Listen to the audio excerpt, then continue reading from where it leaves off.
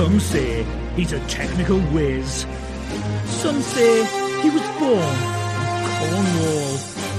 While some say he's on a journey. It's The Journey. And here's your host, David Hackett.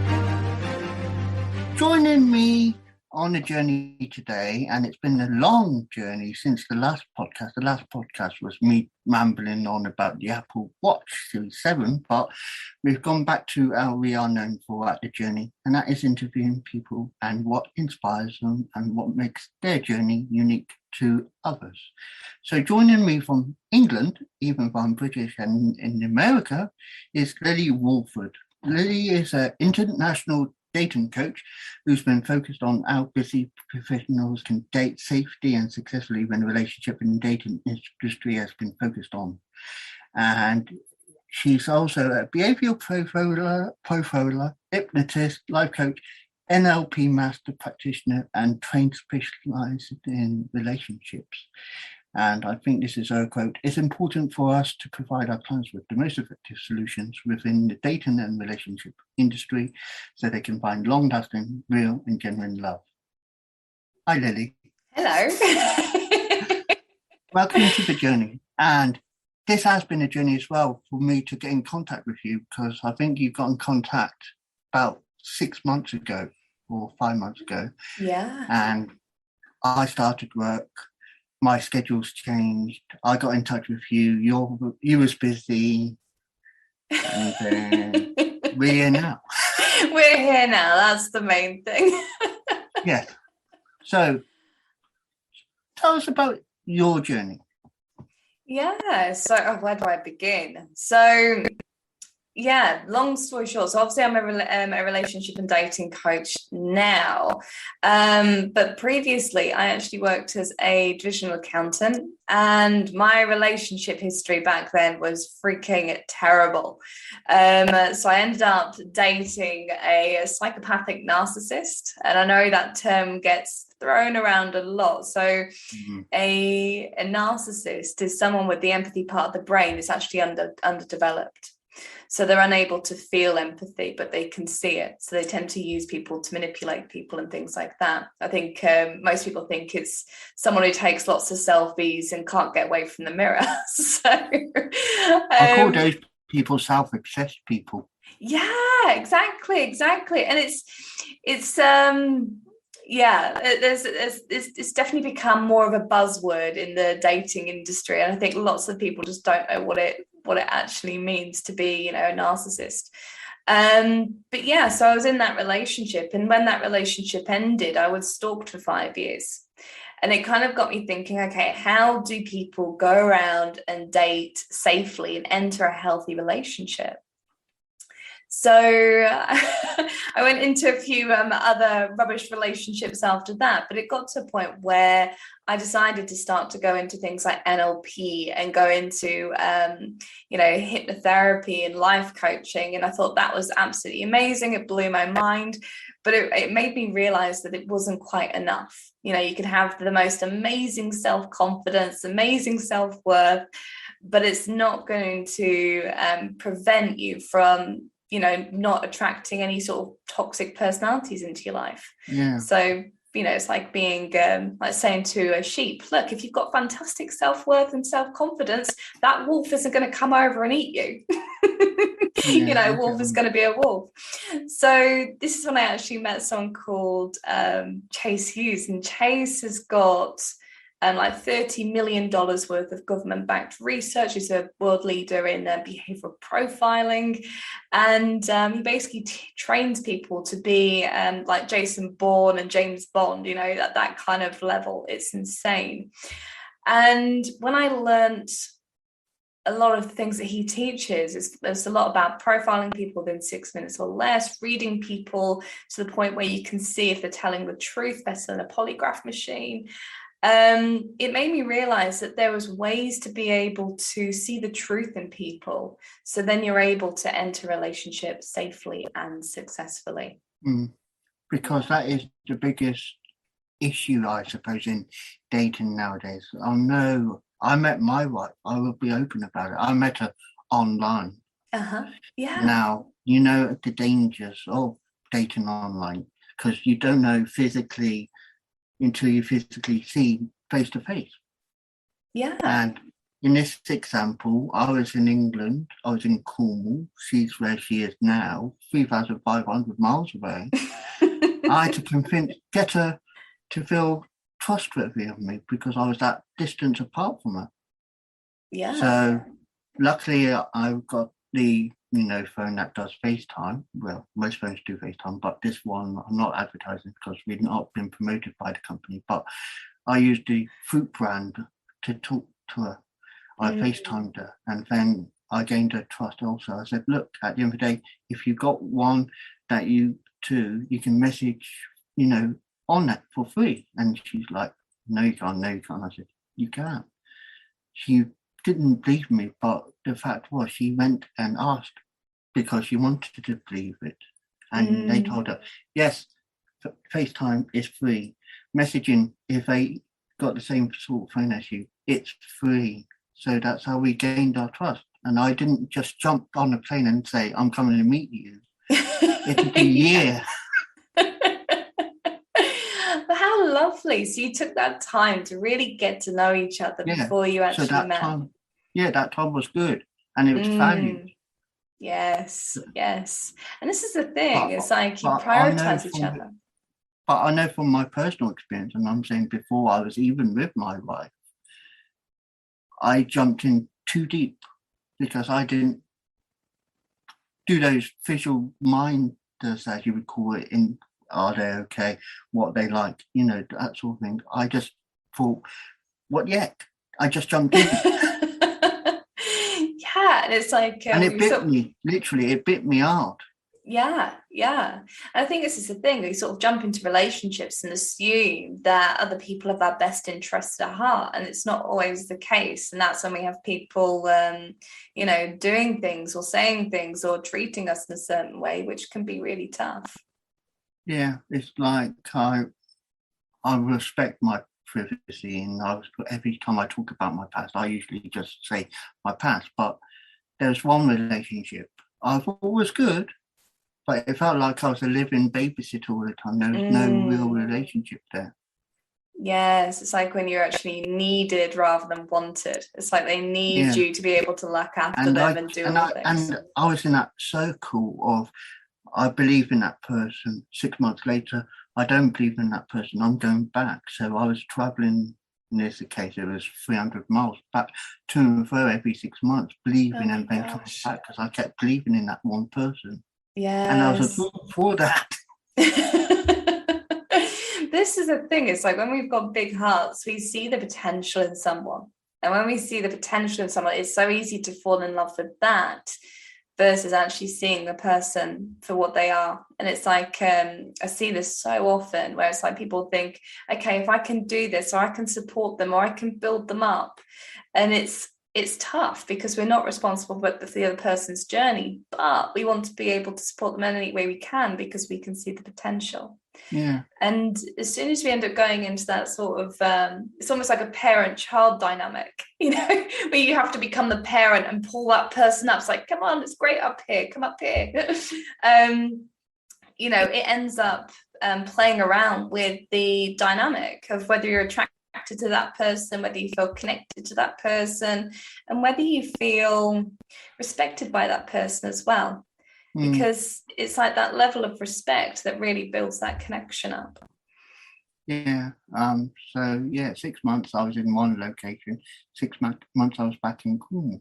Oh my gosh. and I personally put it on, and I'm not disrespecting this person because regardless, they are still a person.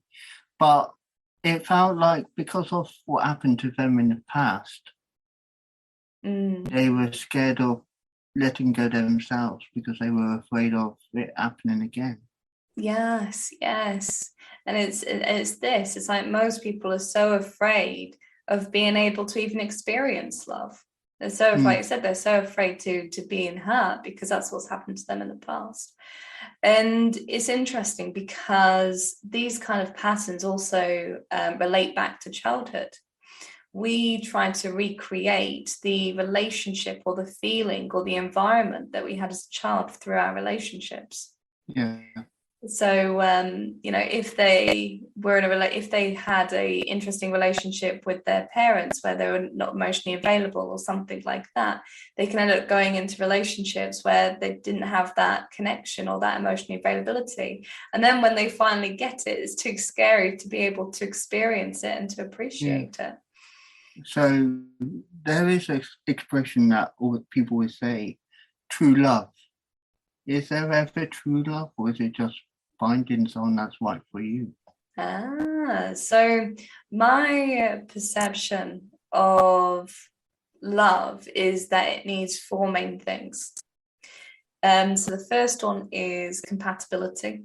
Like, are you fully compatible with that person? Because otherwise it feels like you're both putting in different zip codes or postcodes and going in completely different directions, and it feels like you have to compromise to stay with that person, and that can feel really tough to be able to do. The other thing is like communication. Are you able to openly communicate? Because the best couples or the healthiest couples tend to talk about lots, when it comes to their feelings or their needs or interests and all these different things. The other one is consideration, being considerate of each other, putting the relationship first, because that's super important when you're building something together. And then the last one is collaboration. So being in a place where you can work together to get the best outcome of the relationship. So when it comes to things like true love, I believe it's that level of commitment to do those four things and be those four things for that partner. Yeah, and that is really good, because that is what people tend to gloss over. Yes, they want the superficial stuff. People gloss over it because they think it's smooth, it's okay.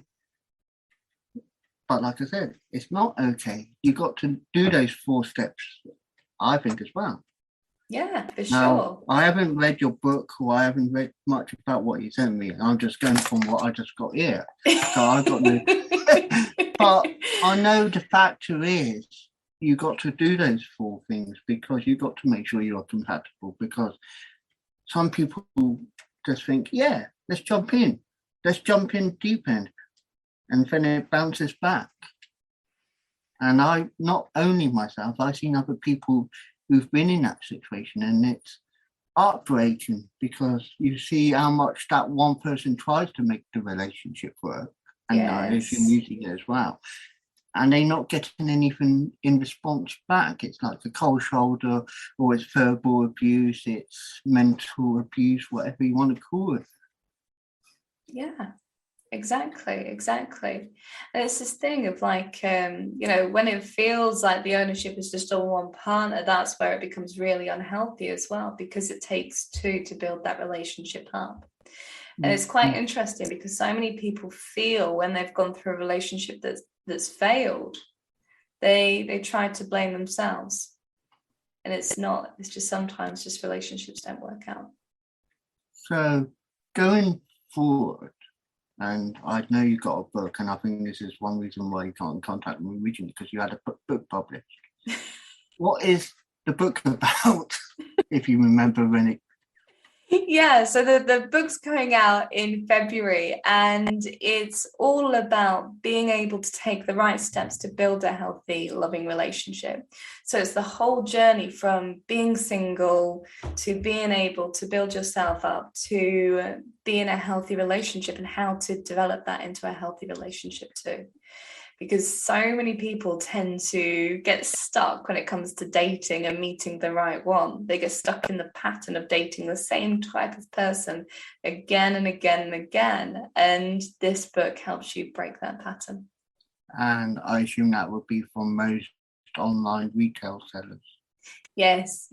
Predominantly Amazon, but yes. I will make sure I find a link and then post it in the description below and wherever I put it. Awesome, thank you. Because I can't subtext it whilst talking, that's the weirdest thing. Yeah, it's a bit awkward. So,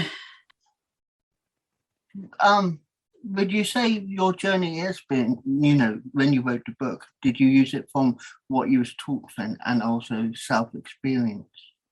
Yeah, a lot of it was from self-experience, because what I tend to find is that all the relationship and dating books out there, I didn't feel they gave the best advice or the best insights for people to be able to go into healthy relationships.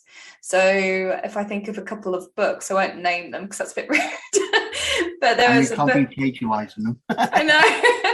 There was a book out there that was just all about, just go out there and meet people. And it was more about, playing the numbers game. It's like, well, that doesn't work for people. It doesn't matter how many people you go ahead and date. It's about making sure that you're dating the right person.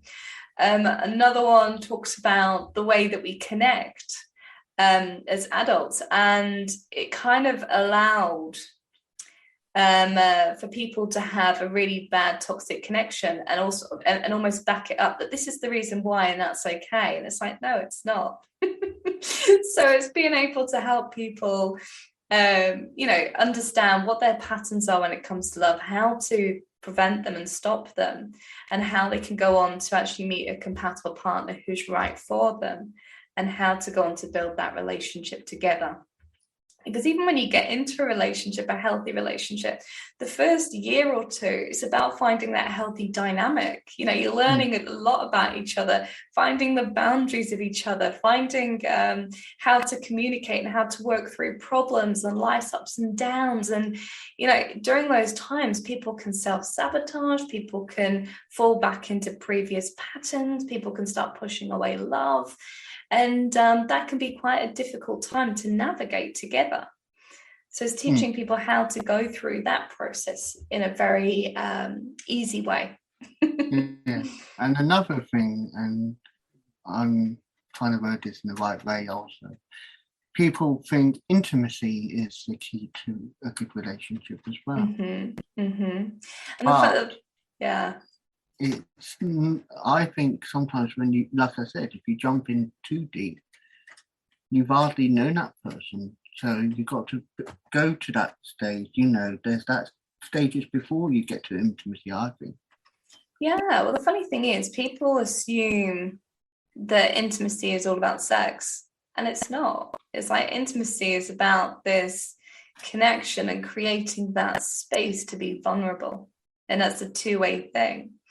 Because if there's not that space to be able to have the difficult conversations or the conversations that we have with nobody else, and being able to feel safe to be able to do that, and also to feel seen, heard, and appreciated, that's super important. And yeah, you're right. That definitely needs to come before sex. Because so many people, they jump in, they get the good dose of all the good chemicals in the brain, and that's it. They become infatuated, and it's the worst possible way to love. Yeah, exactly. And I think this is it. People place so much value on attraction, but attraction's important, but it's not the priority. It's having the substance within that relationship to be able to feel connected. Because if you haven't got that, you haven't got anything. Is there anything else you would like to discuss while we're here? Yeah, well, we can kind of go into a little bit of the dating patterns, if you like, because that's quite fun to kind of talk about. Because when you have people sort of going into the same toxic relationships again and again and again, it's like, oh, how do I break this pattern? Or going into failed relationships again and again. So what we tend to find with those is kind of like our childhood influences everything when it comes to our relationships, our jobs, and all sorts. So, when you're growing up as a child, it's like, okay, what was the way that you received love? Some people have been the people-pleasing thing of like, oh, I'll make the cup of tea, I'll wash up. And that's the way that they go ahead and get love. And the way that sort of plays out is like when they go to, go into their jobs, it's like, okay, I'll do this, I'll do that, I'll stay late. And they'll try and do everything. And then in relationships, it'll play out in the same way. So it's like, okay, I'll do this, I'll do that, and trying to get that love from that person. The problem is when we have people like that, they struggle with boundaries. and they end up feeling resentful, or they feel like they've been taken advantage of, or they feel underappreciated. So it's kind of like finding those patterns, and also finding the people that they invite in their life, whether they're appreciated or taken advantage of. Other things that you can have as well, if you have someone who was highly valued for being independent, it's like, okay, they've done a good job, they've gone out on their own, they've been praised up to go ahead and I don't know, whether it's just going off and being alone and making sure that they are solely independent. So maybe they get a job early, maybe they move out early, maybe they do things at an early stage. What we'll find is they tend to be more independent in relationships, and they're unable to be connected to, because they've always been used to doing things alone and not relying on anyone. So it's kind of like understanding that pattern of you, and understanding that pattern of how you've received love, and how that's influenced past relationships, and how you can actually have a positive influence with that for future relationships too. Yeah, I understand that, because I know from growing up myself, I was always sheltered. Like, I was always in my own room. I was not part of the dynamic of mixed. My mum was a single mum. I don't fault her for that, but I was always in the bedroom. I was not part of major things. And growing up, I've always been, and I still do it now, and I get told off for it, I keep myself to myself. I'm always in the bedroom. I'm always self-sheltering away from things. And I can't. You need your space. Yeah. And it's like, when we find that in like different situations, you probably find that, okay, it's a similar thing with work. It's like, cool, I've socialized, or I've been in that meeting, or I've been around people, cool, I need to be on my own now.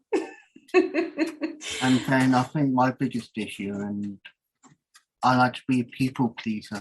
Yes, loads of people do. And I think that doesn't solve anything, because that doesn't build a good relationship for me within the work environment. And I'm not condoning my job in any way, because my job's I'm happy with. I'm glad I've got a job, but it just feels like even when I do my job, I'm self-sufficient. I'm there by myself most of the time. I want to engage with others, because I want them to see me for me. Yes. And all I've heard since I've been in America, for anyone new, in America, they're like, "Oh, I love your accent." And I'm thinking, you base liking me just for my accent. But I want people to see me for me. Yeah. And it's funny, because so many people are afraid of that. People are so afraid of being seen for them normally. So it's great that you're at that stage. It's like, yeah, I want you to see me for me, rather than, like you said, just the accent or the facade or whatever it might be. Because it was cute. It was cute to the degree when I first heard it. But when you get some random person 3 years down the line in America saying, "Oh, I love your accent," it's like. And for the podcast, I'm just raising my hands up and like, yeah. It gets old pretty quick. Yes.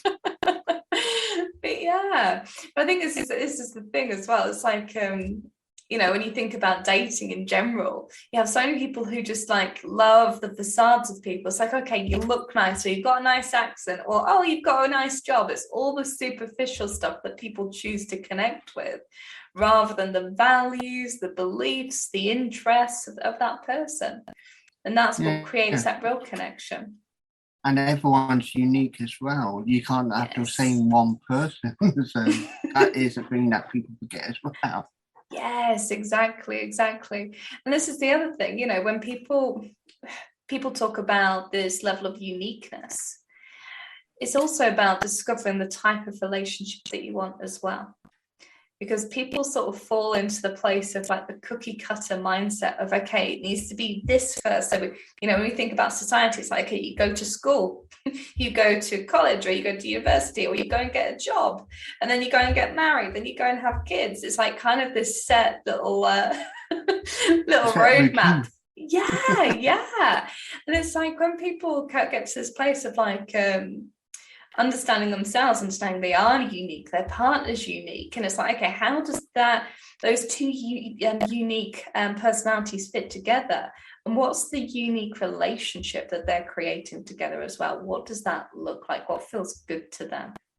Rather than just falling into line into whatever society thinks is right for them. So going back, I don't know if you read the book, 1984, for example. Mm-hmm. That was like a fix where everyone had to listen to a dictatorship. Do you think dictates our relationships work, in your opinion? Or is it just people's perception of how they look at it? Yeah, I think even down to jobs and things like that dictate our relationships, society, and all these different things, because people want to be able to fit in. That's literally been driven into us. When we think about the caveman era, if we didn't fit in, we're more likely to be eaten by a massive predator if we're not accepted by a tribe. So when it comes to things like relationships and the way that we want people to perceive us and perceive our life and perceive our relationships and all these different things, we want it to be acceptable to society. So whether that's having a certain job, whether that's getting married, or whether that's having kids, or whatever that might be, it's almost like being in this place where it's like, okay, I'm accepted, I'm normal because I've done all the different things. But as soon as we go into things like even thinking about things like vaccinated or unvaccinated, politics, when we're talking about things like the lesbian and gay communities and things like that, all of a sudden anything that's outside of society or outside the rules that we believe should be right, it suddenly feels unfamiliar and uncomfortable for us to be able to deal with. So but this is so important to be in touch with ourselves and to understand what we actually want and almost go through that level of uncomfortableness, because within that vulnerability is what actually creates a healthy relationship. It's going, look, this is me. I can be accepted.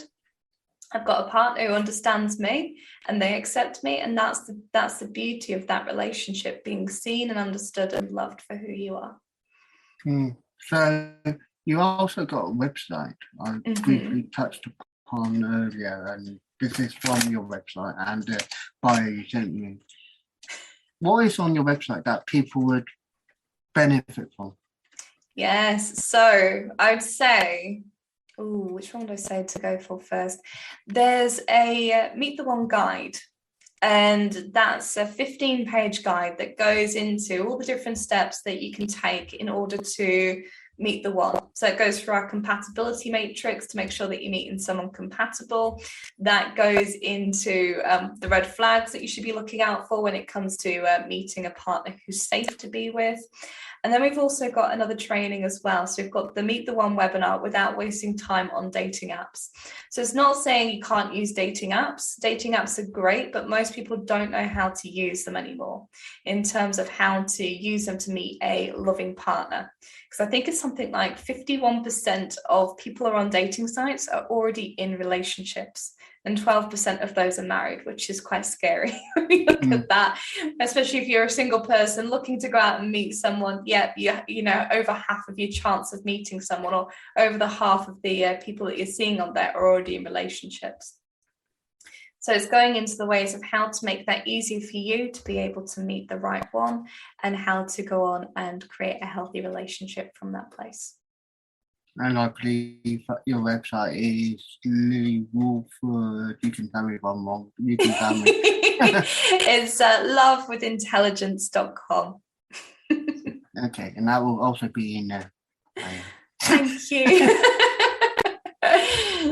But Lily, it's been a pleasure talking to you. I know we had our technical issues with sound earlier, but we're glad we got it fixed now. We've done it. We've got it fixed. Yes, and 6 months later, down the road, we've finally got to interview. We've done it. We've got there. Thank you very much for sharing your journey today with the journey. Thank you. That was The Journey, hosted by Wise Words Imaging, hosted by David Hackett, produced by Melissa Hackett. Be sure to like, subscribe and listen to another journey coming soon.